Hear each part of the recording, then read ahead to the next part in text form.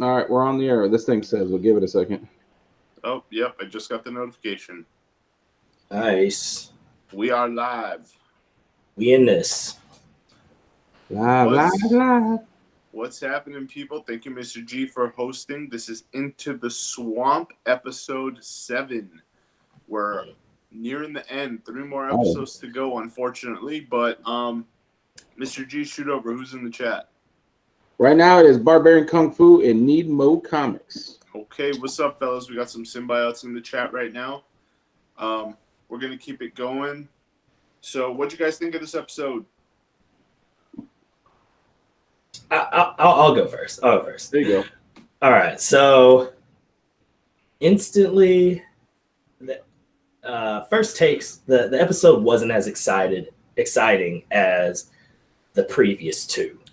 I felt like they gave me one very important thing this episode, which is you see Swamp Thing become more intuitive with the green, which was really cool to see. And they finally use the rot as a term for this darkness, which is good. We finally get a very specific look at the green versus the rot. But there were a lot of things I thought was questionable about this episode. Sadly, this this may have been my least favorite of all the episodes. Ooh. So I would agree. I would say, yeah, when I was watching it, I was just kind of shaking my head a lot. It's kind of confusing. This is the first time I felt, and it could be wrong. It could be wrong. It could be perfectly how they meant to order them, but it was the first time where I was like, I felt like there was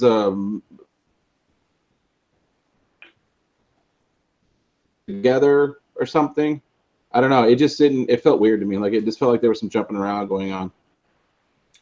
Yeah, I mean, I remember watching it. I was enjoying it. I didn't have a problem with it. It was a little more slow paced. It seemed like an episode from the get go where they were going to try to do some major twists and turns in the story, which they did. I didn't hate it. I wouldn't say it was my least favorite of the season. But I mean, if we're comparing anything to like episode 5 and episode 6, yeah, it's gonna dip a little bit. But I like all the turns, man. And there was one thing that I wanted to talk about that now that we're talking about it, like popped into my head, was we got the whole Jason Woodruff story, and we got him introduced, and we're seeing him a little more and more and more. But what did it seem like to you? I know you don't read the comics, Mr. G, but like Oblivion, did it seem like to you that they're steering away from Woodrow being Floronic Man and going towards Sunderland? yeah, that's exactly what I got this episode, and that was the weird part. I can't say I hated it, but that was the weird part to me, was because I felt like in episodes prior to this, they were setting it up for Woodrow to be Floronic Man, and then out of nowhere, it's just a total turnaround to Sunderland being Floronic Man. So, and yeah, we were sitting on the couch watching it. My boyfriend and I, we were like, "Wait, is he Floronic Man? What?" So, yeah, is interesting. Very interesting take. Okay, what'd you Well, guys? Okay, Mr. G, sorry, go ahead. oh no, I was gonna say, well, like you were saying, kind of to start off with, the good parts about the show was the part that they did a pretty good job, obviously, because it should have annoyed me.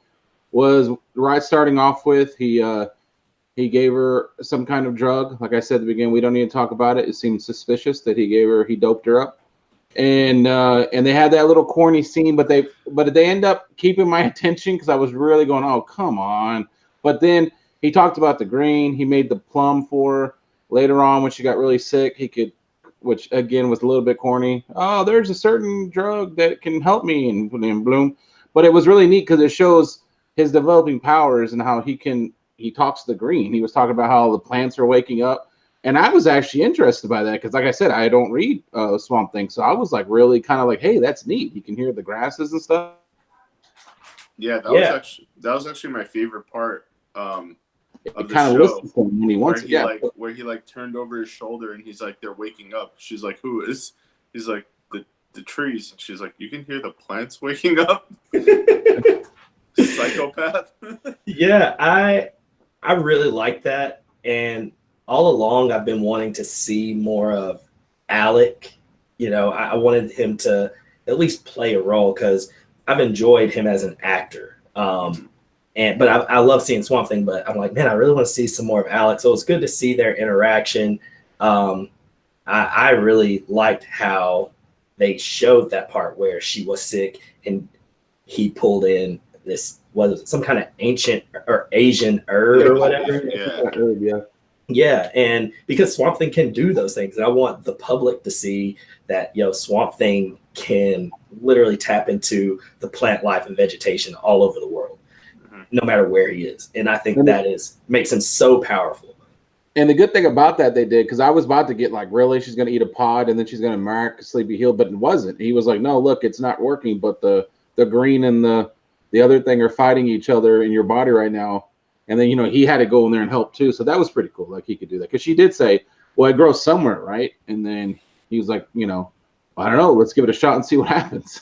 Well, I do have a question because we do get a lot of Alec in this episode, not so much Swamp Thing. Do you feel, what's your take on Alec's personality in this episode? Because it was very different from the Alec pre-Swamp Thing. This seemed like Alec Holland acting as Swamp Thing, very stoic. His personality was like very flatline. It didn't raise or didn't elevate or anything. I didn't want it to raise, because becoming Swamp Thing changed him. So I didn't want him to be the same person we saw in episode 1. I wanted him to be that wary of his surroundings, very on edge, kind of doesn't like looking over his shoulder, doesn't know what's going to happen next, still uncomfortable in his own skin because look, like it was a hallucination and they didn't know how long it was going to last. So you got to think we're seeing what Abby's seeing, but he's still Swamp Thing. Like all of us are just seeing what Abby's seeing. So in his skin, he's still not Alec. He's still that big, uncomfortable, like just learning how to deal with monster, and like Abby's just seeing him as Alec. So like I didn't want him to be like the old Alec because it would have completely thrown it off. He's not Alec anymore. That's done with. What she sees, she could see Alec all she wants, but like what's really going on is that like he is Swamp Thing. It's over. Like he will be Swamp Thing forever. Yeah, I see that. I get that. It was good to see him in the episode. It was good to see that play out because I think you're totally right. I just wanted to know what your thoughts were on that. Yeah. Mr. G, hey, real in the quick, chat? I would say real quick, we got, let me scroll back up here. We got Perry Comics. Thanks for coming out. We got Bueller. And then real quick, I just wanted to say, Kachung, thanks for being here to support. But if you haven't watched the episode, you might want to just click it off and then go watch the episode and then come back and you can watch it on the replay because there is a spoiler. From episode 1, we've made it known that we're just gonna dish it all out. There's gonna be spoilers. So there is gonna be a spoiler coming up because he said he hasn't watched the episode, but he was here for support. So I'm just gonna warn him. There is a pretty big spoiler coming up. So it's actually coming up in the next 2 minutes. Yeah, and if you don't want it spoiled, so you're not gonna hurt my feelings, even though I gave you crap about not showing up last night. I was just joking. You can go watch your because I did bust his balls by not showing up last night's thing. All right, we're gonna do a 5-second countdown to the spoiler for Kachum. Okay, all right. So the beautiful Sunderland family of Murray. This shit's getting a little crazy. So where do we start? Do we start at the beautiful and elegant Maria Sunderland, or do we hop on over to the turtle soup eating?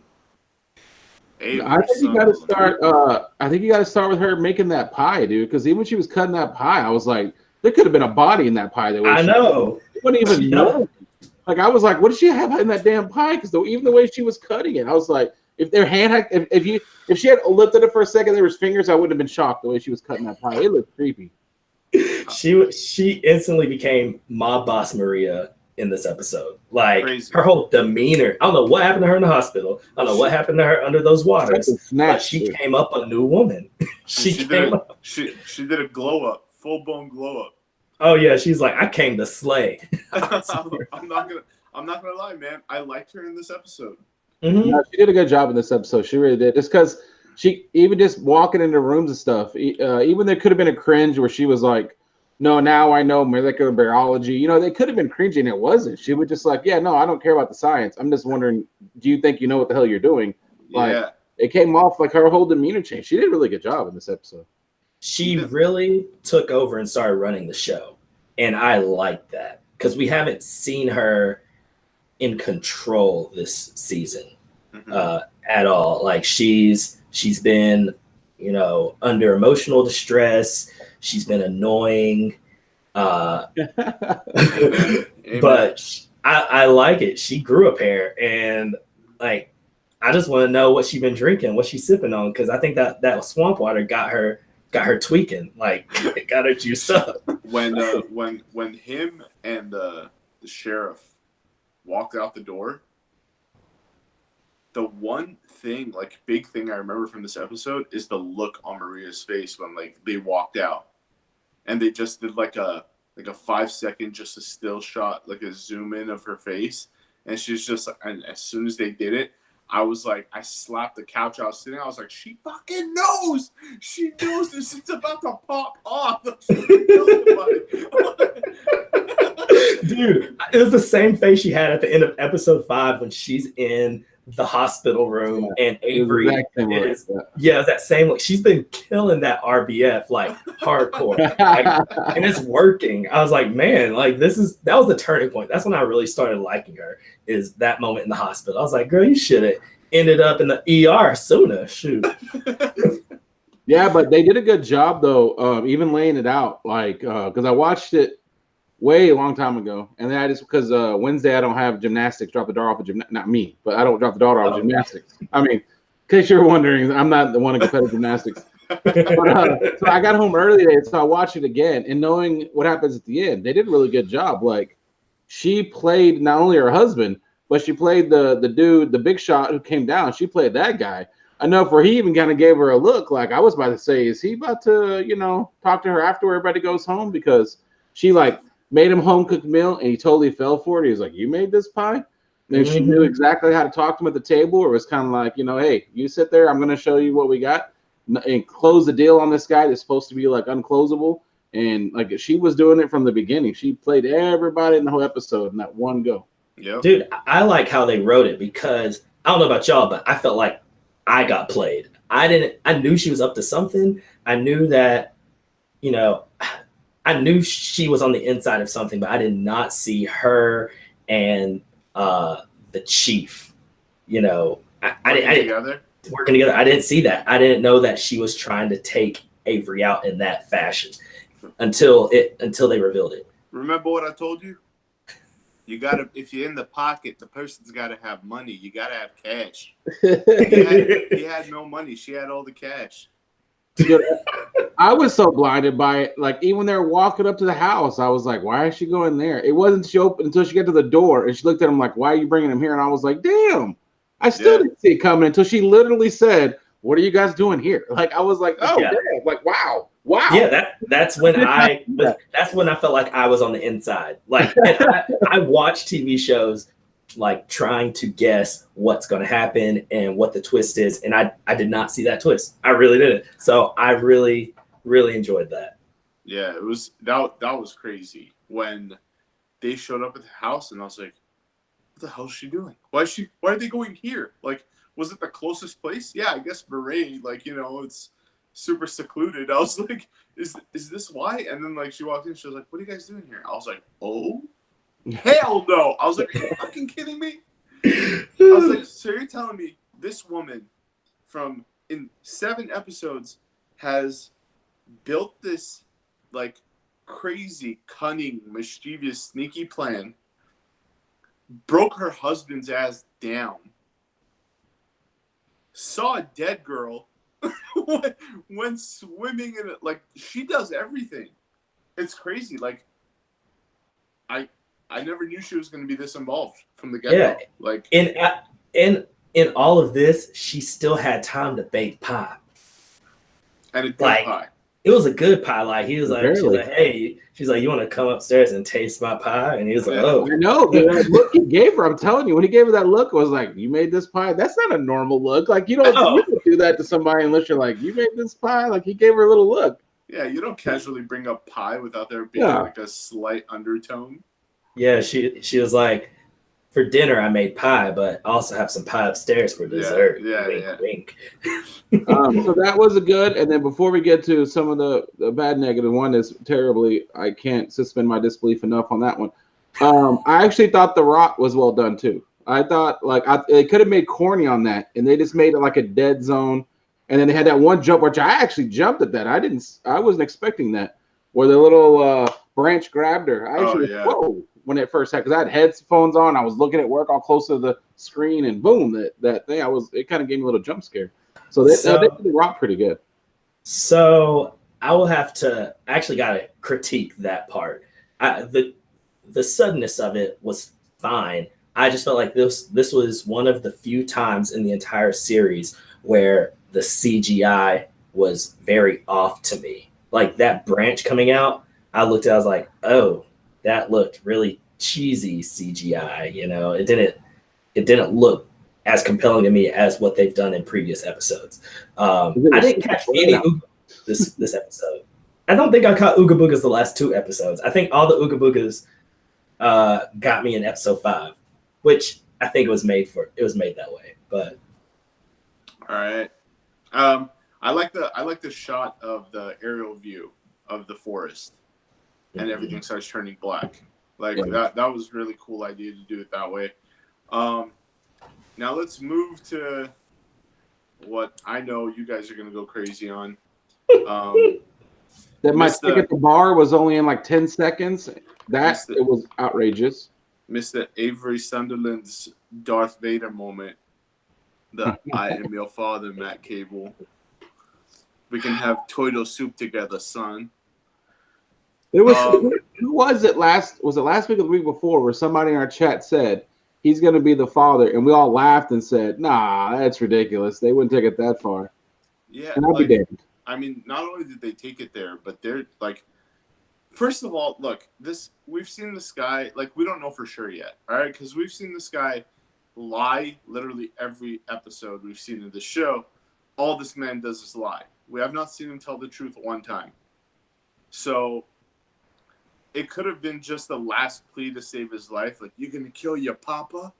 You're going to kill your real daddy? And then, like, next thing you know, stabbed him in the chest, and like that whole shebang happened. Honestly, I really don't care. I'm like not looking too deep into it because I feel like that's going to dramatically change. It's going to be something different. The most disappointing part for me was like it doesn't look like we're going to see Jason Woodrow become Floronic Man. It looks like they're gonna try to pull a total left turn and make it Avery Sunderland. But we already talked about that. Mr. G, what did you think of the reveal of the father? I'm waiting for the only part that not the only part that bothered, it all bothered me, but the part that bothered me was the fact that when he revealed it, it even made the boy hesitate because, like, you know, the world we live in, everybody's very sensitive, but he's clearly a mixed fella. He clearly is.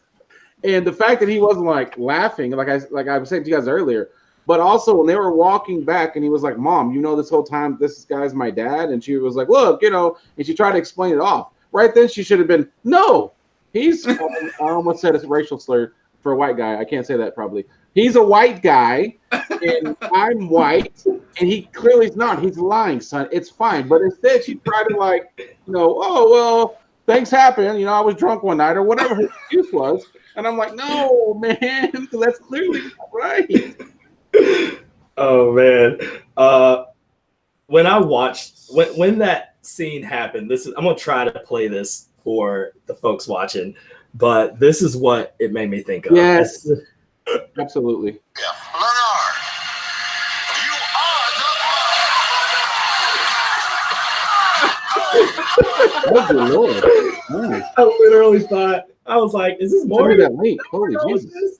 Like, he can't be the dad. He cannot be the father. This is impossible. And if he is really the father, this is terrible casting on DCU Swamp Thing's part, because how does that make sense? This is a man of color. Clearly, he's got some cocoa in him. And you telling me that, dusty ass ain't got no money, can't control his side piece, his bae is out to kill him. Sunderland is the dad. He the father? Really? He the father? Like I said, that's not my bet. I think it was just like a final plea. But I agree that the sheriff could have done way more. Yes, that's not true. Clearly, it better be that he was a final plea to be an asshole. But then she should have said, "Dude, look at us. It ain't happening. All right, there's nothing to be worried about." My vote is still on good old Delroy. I think she came into the bar one night and got a little loose. And Delroy and her cut a rug and then went upstairs and had some pie. My vote's still on Delroy. Dang, I guess all the women in Murray can make some good pie. It's all about the pie. Oh my gosh! So that was a big negative. That almost sank the ship. Oh, but the Blue Devil wasn't mentioned, and I really do enjoy that storyline, which is fine. I can go one episode, but man, they better bring something big next time.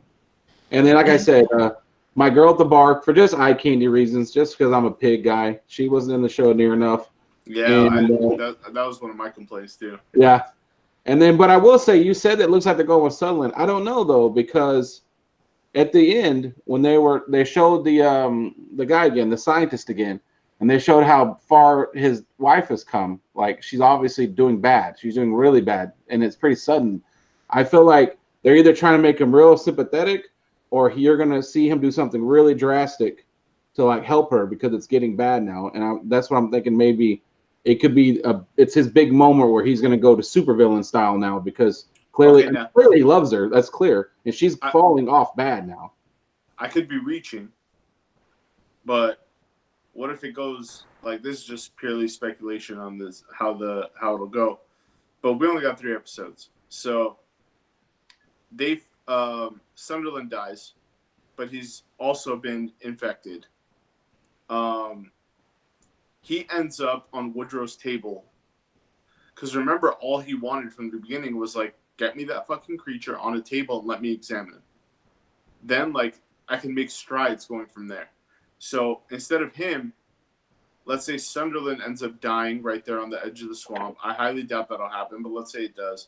He ends up on the table. He starts testing, and then he can inject himself with he came up with the medicine for the Blue Devil that woke him up from the coma. So obviously pharmaceutically, this guy is and chemically he's capable to make these concoctions that can do whatever he wants them to do. So why not, if you have that sample and you can see it react in a human body like Sunderland's, why not do that? Do a chemical reaction to where if you inject it into yourself, you become Floronic Man. So it could be a total reach, but it's not completely out of the cards for that to happen. Yeah, I don't think anything's set in stone about what you're becoming Floronic Man yet. It is just, I think now Sunderland is going to be tied to that transformation in some way. Yeah. Which is fine. That's totally fine. I still don't know why. I don't know how they didn't just blast him. Sorry, I'm back to the swamp where the fact that Sunderland lived through that. I mean, Matt got stabbed. She only got a leg shot on him, and then I guess maybe she shot him in the back or not. I don't know.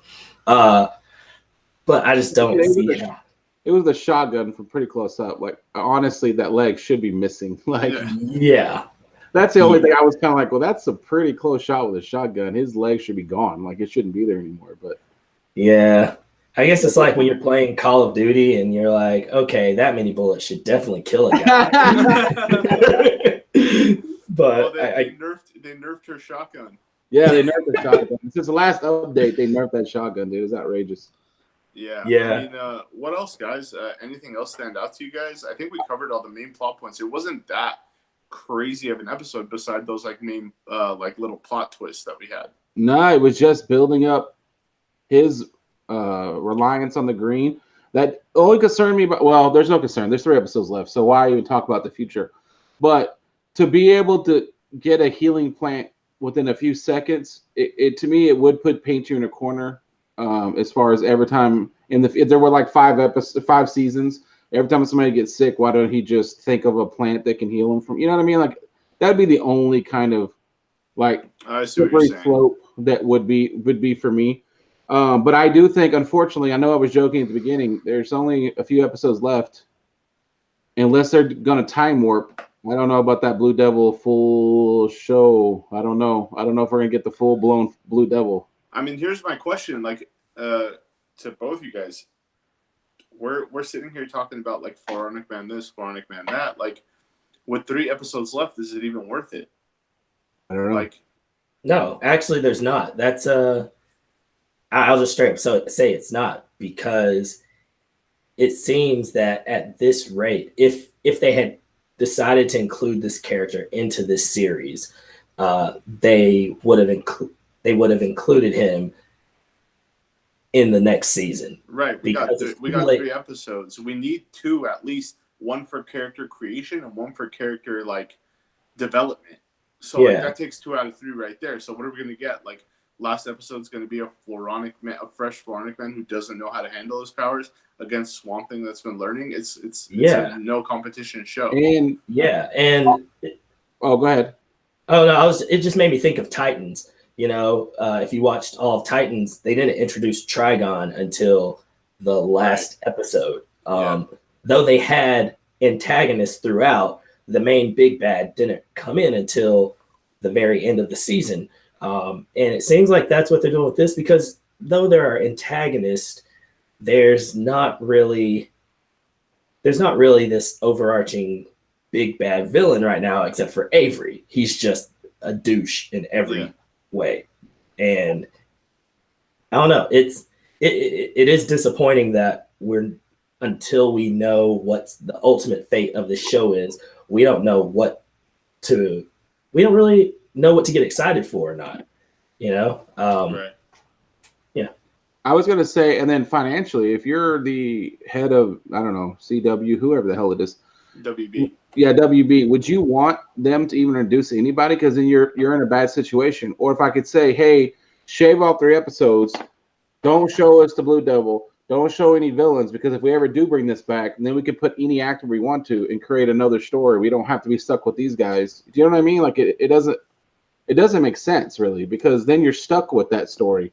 And if you do this right now, all you have to do is maybe bring back Abby and bring back Swamp Thing, and the rest of them could probably be recast if you wanted to be. But if you're like introducing villains and stuff, people are gonna go, well, what happened to the last villain? You know what I mean? So it makes sense not to introduce anything in the last three shows. I hate it when that happens. Like, don't make one whole season a pilot season. Like, even if it does get picked up, like, there are fans now of this show. People are invested in this story. People are invested in these characters. It would piss me off to the point of riot that, like, let's say HBO picks a show up and they were like, we want to recast the whole thing. Like, no, why? Like, people have obviously been watching this and they like the chemistry between these characters enough to keep watching. So why would you change it? Like, I get it if you're doing like a 1 pilot episode in the beginning and you're like, oh, this guy doesn't work, let's swap him out, like the whole Captain Kirk thing. But like, not a whole season. And like, that's the thing. I hope they've adjusted accordingly to this whole cancellation thing. And I hope that we're not just going to get Floronic Man in the last episode and then bye-bye TV show. And then, but then again, man, it's show business. We might have heard something, or there might be something in the works that we completely don't know about that's like super under wraps of like another service picking up Swamp Thing. So like, maybe they are going to introduce him and then boom, news comes out like during the winter that like, hey, like HBO is going to continue Swamp Thing or something like that. Like, we don't know, but I suggest, obviously, whoever watches this, if you guys know any execs at HBO or the DC Universe app, my suggestion is don't even bring in that character. It's unless we're gonna get another season. Yeah. There's no point to give the fans more to invest in if you're just gonna take it away. So that's my opinion. And on a side note, since you bring up Titans, man, that killer family and the Titans, that was some creepy shit. I feel like that could have been, you know what I'm talking about? The Sack family, whatever. That was some creepy ass shit. It was a great show. I really kind of wish they actually would go deep into that, because that was like the nuclear family, is that that's it, right? That shit was creepy on that. I was like, dude, that's fucking awesome. They need to keep going with that. Yeah. I think anyway. I think there's a spin-off being taken off of Doom Patrol. What's his name? Damn it. I forgot the mummy looking guy. Oh, Negative Man. Negative Man. I think they're gonna do his own show. Really? When did that news come out? I read it somewhere, I think about a week ago, unless it was like comic book news and Negative Man's gonna get his own book and I'm mixing it up with the show, but there's something where there's a spin-off and he's gonna be getting his own thing. I'm gonna need Negative Man to grow some balls before that, because he spent that entire season whining about everything in his life, and at the end, he finally got tough. I was like, dude, let it go. You let your weirdness blow well, it didn't mean that the way it sounded, but you messed up all your your love interest or whatever. Let it go, Jesus Christ! Oh my God, another episode whining in a corner. Oh my God! But Matt Boomer is hot as hell, so we just let him do whatever the hell he wants. I mean, that's neither here nor there, but yeah, I can see that. All right. On that note, let's go to ratings. Yikes. Mr. G, you first. Wow. I don't know. I don't want to go too low because I understand why they did it, but I'd probably say like a 6 for me, or 6.5, something like that. Okay. Yeah, I went with a pretty solid 6 with this one.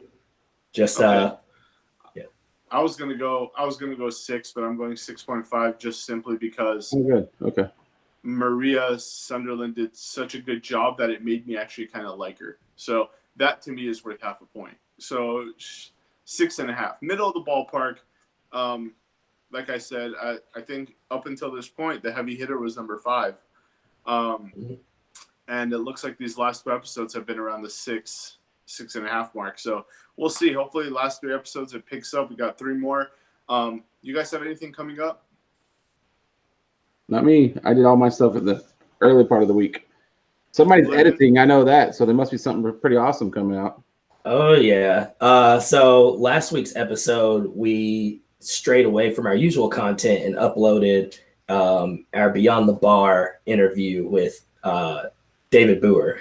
So this week we're getting back to our typical content. So tomorrow at 2:30 Eastern time, we'll be uploading an episode finishing up the our series on Heroes in Crisis. So we're covering issues 7 through 9. And then we're actually finishing up our giveaway over this weekend. So if you haven't entered into our giveaway, make sure you go to our channel, watch the giveaway episode.